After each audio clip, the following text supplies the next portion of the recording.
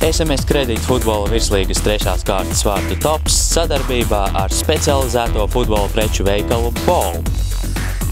Topu ar 5. vietu iesāk Oļegs Malašēnoks no futbola kluba Jūrmala.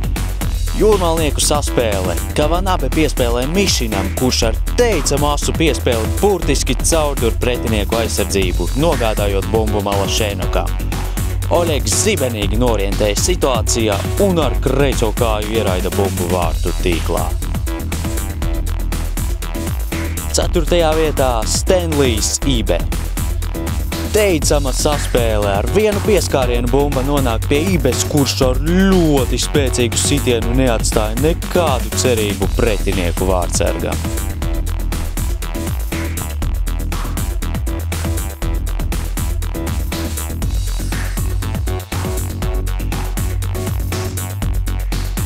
Topā 3. vietā Artūrs Karašausks no futbola kluba Skonto. Viņš saņem bumbu pretinieku soda laukumā un kā rotaļājoties apspēlē metas aizsargus un arī vārtsargu. Skaisti vārti, Artūr!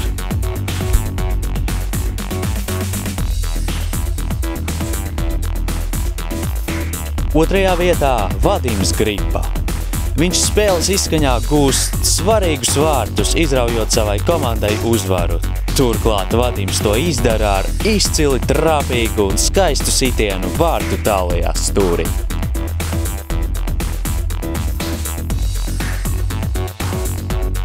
Un jau otro nedēļu pēc kārtas topa uzvarētājs no futbola kluba Ventspils. Šoreiz tas ir Tornike Tarknišvili.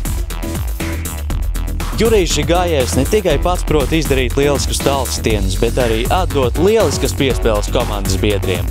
Tieši no Žigājeva piespēles Tarknišvili kā no lielgabala iešauj bumbu pretinieku vārtu tīklā. Apskats tapa sadarbībā ar specializēto futbola preču veikalu BOL. Mēneša labāko vārtu autors saņems dāvanu karti no BOL 50 latu vērtībā.